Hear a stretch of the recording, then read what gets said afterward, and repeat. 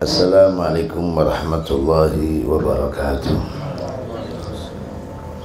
Bismillahirrahmanirrahim. Alhamdulillahi rabbil alamin. Wassalatu wassalam ala habibi rabbil alamin Sayyidina wa maulana Muhammadin wa ala alihi wa sahbihi ajma'in, amma ba'd. Hadratal mukarramin wal muhtaramin, para hadirin yang dimuliakan oleh Allah Subhanahu wa ta'ala. Puji syukur atas anugerah yang Allah berikan kepada kita. Pada pagi hari ini kita berkumpul di Jum'ah yang barakah, di mana pandangan Allah selalu memandang dan mengarahkan kepada orang-orang yang matanya terjaga, seiring dalam jiwa mereka penuh harapan. Harapan mudah-mudahan Allah memberikan rahmat kepada mereka, dan diri mereka penuh rasa ketakutan atas ancaman Allah Subhanahu wa ta'ala bagi hamba-hamba yang mengingkarinya. Kehidupan mereka di antara ketakutan dan pengharapan. Dengan ketakutan yang ada, maka meningkatlah ibadah mereka. Dengan ketakutan yang ada, meningkatlah seluruh aktivitas yang mendekatkan ia kepada Jalla wa'ala.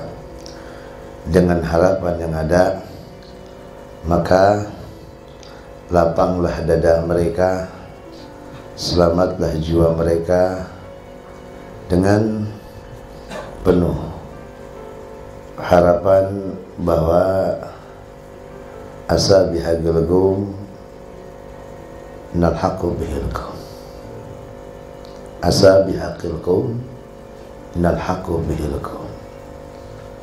Mudah-mudahan dengan haknya para masyaikh hadrah, dengan haknya mereka yang Allah izinkan untuk memberikan syafaat kepada kita semua, dengan hak yang mereka dapatkan dari Allah, Allah Subhanahu wa ta'ala jadikan kita untuk bisa menemui mereka, insyaallah.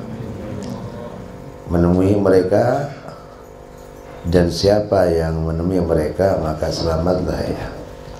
Karena perkumpulan mereka adalah perkumpulan yang diridhoi oleh Allah dan mendapatkan ridwanul akbar di surga Allah Subhanahu wa ta'ala. Itulah hasil dari ibadah mereka di dunia. Dengan ibadah-ibadah yang mereka lakukan, Allah jadikan mereka seperti itu. Namun dengan keutamaan Allah dan rahmat Allah bagi seseorang yang memiliki hubungan kepada mereka dan selalu menghadirkan nama, menghadirkan gerakan, menghadirkan ilmu-ilmu mereka, itu akan menjadikan sabab datangnya mereka dan menjadi al-aun, menjadi sabab datangnya pertolongan Allah Subhanahu wa ta'ala. Disinilah yang kita ucap dan kita berdoa, Masyail Khadrah asalana nadra bijai ahlillahi mahudun badah. Masyail Khadrah, para guru-guru yang selalu ingat kepada Allah, para ulama-ulama yang selalu ingat kepada Allah dan selalu menghadirkan hati mereka kepada Allah. Di malahum syahwa ila lidzikrillah. Syahwat mereka hanya ingat kepada Allah. Syahwat mereka hanya ingat kepada Allah. Hanya ingat kepada Allah. Hanya ingat kepada Allah. Maka dengan seperti itunya kehidupan mereka, Allah jadikan sebagai datang pertolongan Allah, jadi sabab datang pertolongan Allah Subhanahu wa ta'ala. Maka di situ kita selalu menyebut nama mereka dengan Fatihah kita karena nama mereka itu sering disebut oleh para malaikat. Nah, kenapa kita dianjurkan untuk menyebut inda dzikri salihin dan juga rahmah? Ketika Anda mengingat orang saleh, dengan apa Anda bisa mengingat orang saleh? Mungkin dengan namanya dulu. Dengan namanya dulu Anda bisa sebut. Anda sebut Syekh Abdul Qadir Jilani, Anda sebut Lutfi Muqaddam, Anda sebut para aulia-aulia saleh. Mungkin kita hanya bisa menyebut nama mereka, walaupun kita belum bisa mengikuti ibadah-ibadah mereka. Mungkin kita setiap habis sholat atau setiap kapan kita berkumpul, kita sebut nama mereka dengan kita iringi Fatihah. Maka dengan kita menyebut nama mereka, insya Allah Allah pun akan menyebut kita. Para malaikat akan menyebut kita, karena nama-nama mereka adalah nama yang sudah dikenal oleh para malaikat.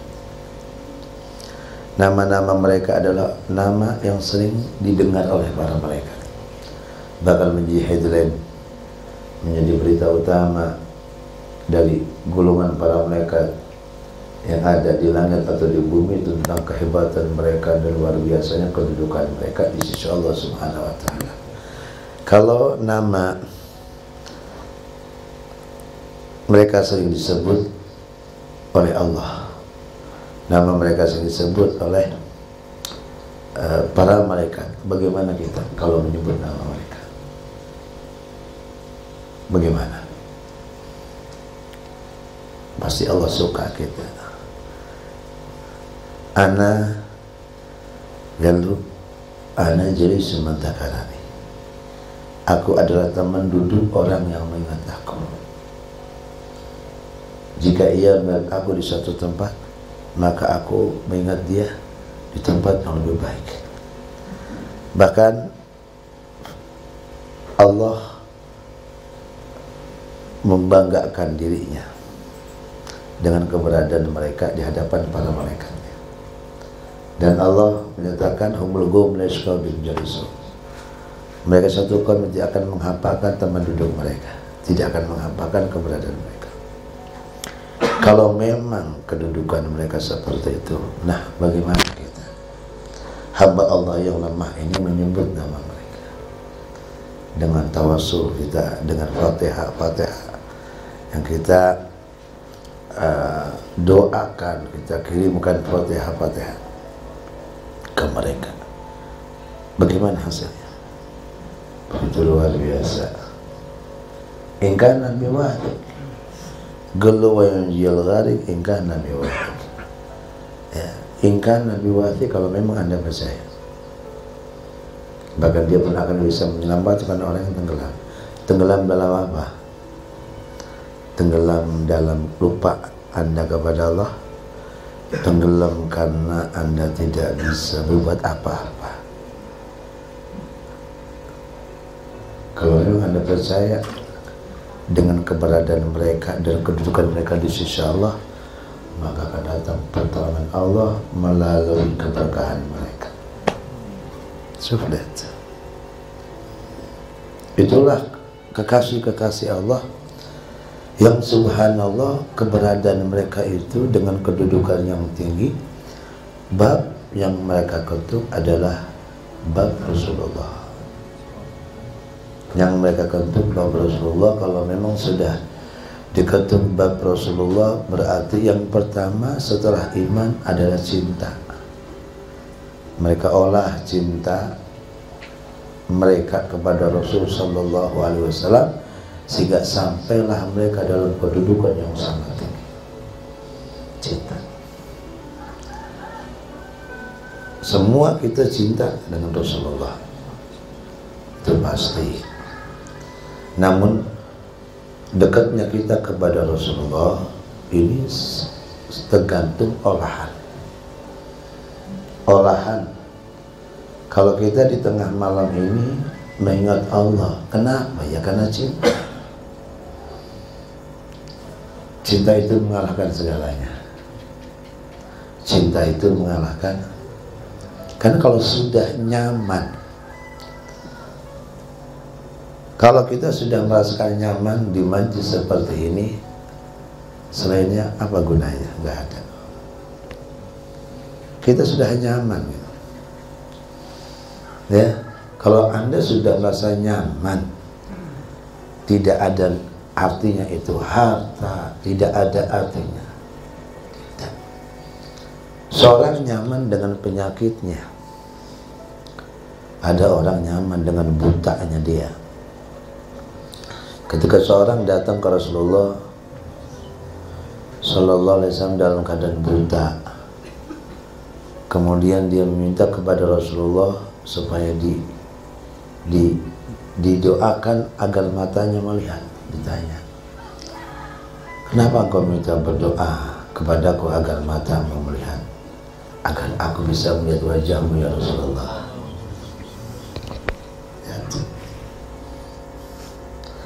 Diusap, dikenal dengan doa darir, dikenal dengan doa darir, doa seorang yang mati buta. Ada terkenal itu doa darir.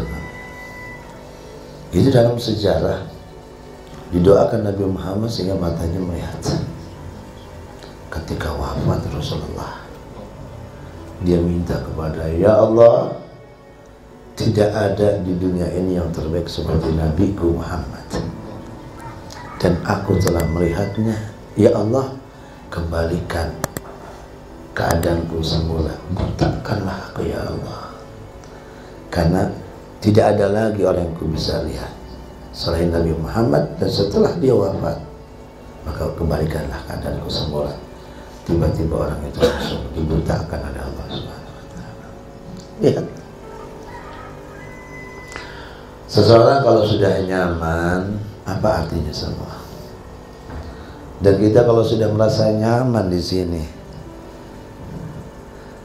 mungkin tanda kutip ya, apa arti semua? Kecuali istri saya, Pak Guru. Masih punya hati ya, Pak Manab ya. Apa artinya semua? Inilah orang-orang yang sudah sampai. Nah, kita sekarang ingin tahu dari arti cinta, kemudian pahala bagi orang yang cinta.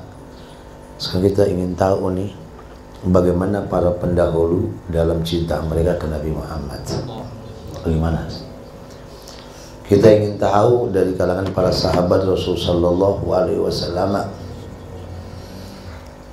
Contoh dari Amr bin As radhiyallahu ta'ala anhu, komandan besar Amr bin As. Ini Amr bin As ini dalam hidupnya dia komandan, panglima besar. Dalam Islam itu ada panglima-panglima, dan di antaranya Amr bin As yang tidak pernah pulang. Hidup dia sampai meninggal di medan perang.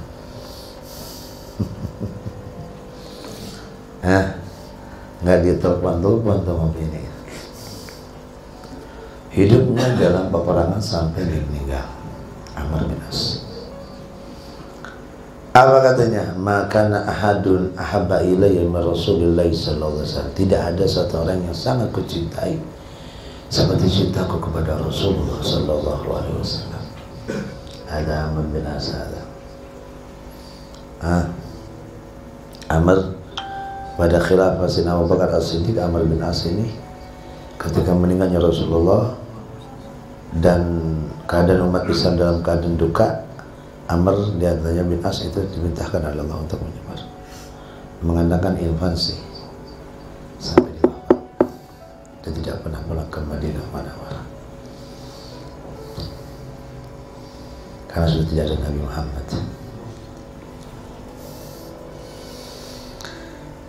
Dan satu contoh lagi di sini dari sahabat Abdah binti Khalid, perempuan ini, tadi laki-laki.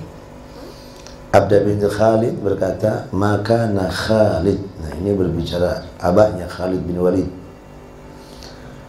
Abdah bercerita tentang abahnya Khalid bin Walid, panglima juga nih, panglima besar juga, Khalid bin Walid, yang dalam hidupnya tidak ada satu peperangan setelah Islamnya Khalid kecuali Khalid ada di situ. Dan tidak ada satu tubuh yang ada di wajah Khalid, di kulit Khalid, kecuali ada bekasan codetan perang, codetan panah, codetan tombak. Ini Khalid berharap agar dia meninggal di peperangan. Ternyata dia menangis, dia meninggal di kasur. Menangis, meninggal di kasur, nangis deh. Ya, dia berangan-angan untuk meninggal dalam badan syahid. Nah, dalam sakitnya dia mengatakan begini, Abdah cerita, galat makana Khalid radhiyallahu anhu ya'u ila birasi wa yadhkur min syauqihi ila Rasulillah sallallahu alaihi wasallam wa ila ashabina al-muhajirin wa ansar wa isamihim. Tidaklah pernah Khalid menempelkan badannya ke kasurnya kecuali dia mengingat Rasulullah karena kangennya dia kepada Rasulullah, dan dia ingat kepada sahabatnya dari Muhajirin dan Ansar, dan disebutkan satu persatu nama mereka ketika dia mau tidur. Apa katanya? Disebutin hum asli wa fasli ilaihim yahin qalbi. Hum asli wa fasli. Hum, mereka lah kedudukanku, mereka lah orang-orang yang nasabku sampai ke sana, dan hatiku pun merasa kangen kepada mereka. Itu terus hum asli wa fasli ilaihim yahinu qalbi, terus disebutkan satu persatu. Tala syugi ilaihim fajra bi qabdi ilaih, begitu lamanya, begitu luar biasanya kangenku kepada mereka. Ya Allah, cepatlah ambil nyawaku.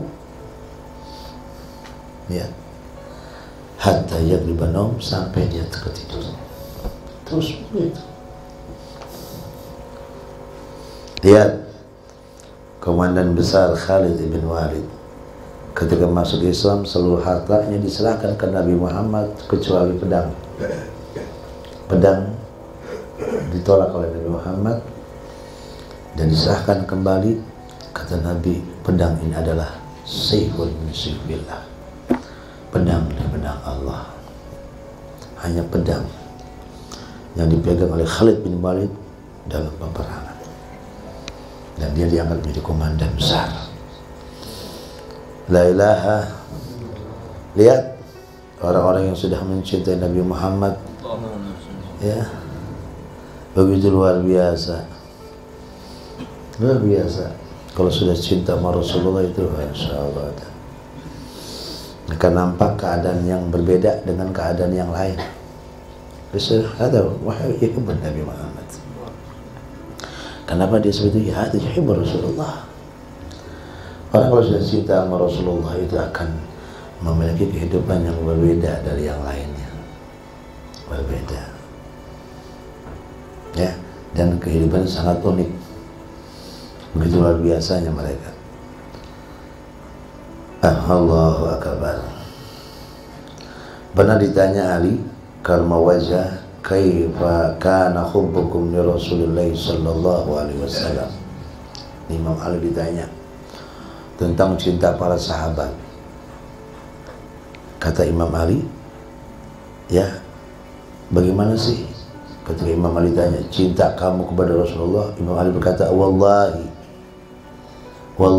habu ilaini min amwalin, demi Allah Nabi Muhammad, ada seorang yang kami cintai melebihi dari harta kami, anak kami, orang tua kami, ibu-ibu kami, minal ma'il bait ala dhama, dibanding cintaku kepada air dingin ketika aku dalam keadaan haus. La ilaha illallah. Lihat bagaimana cinta para sahabat Nabi Muhammad sallallahu alaihi wasallam. Ya Allah, cinta kita bagaimana?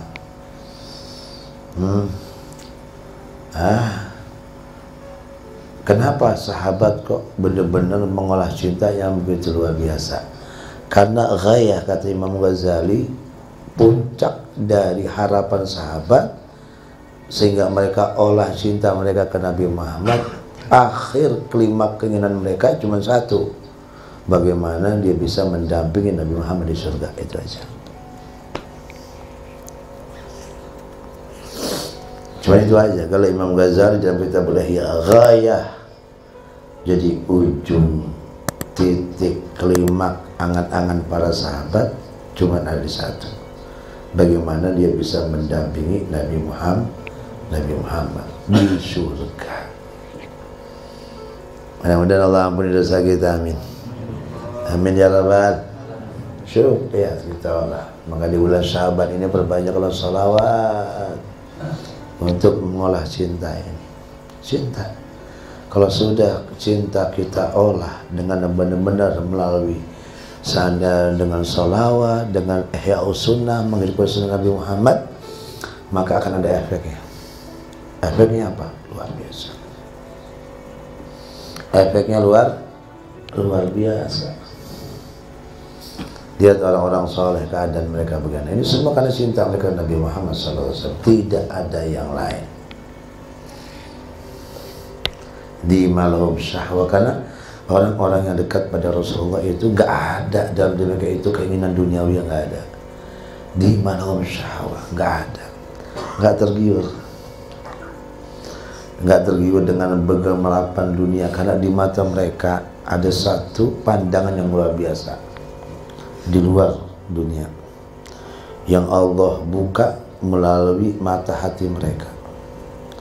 Dari basirah yang mereka miliki, pandangan mereka berbeda dengan pandangan kita. Beda.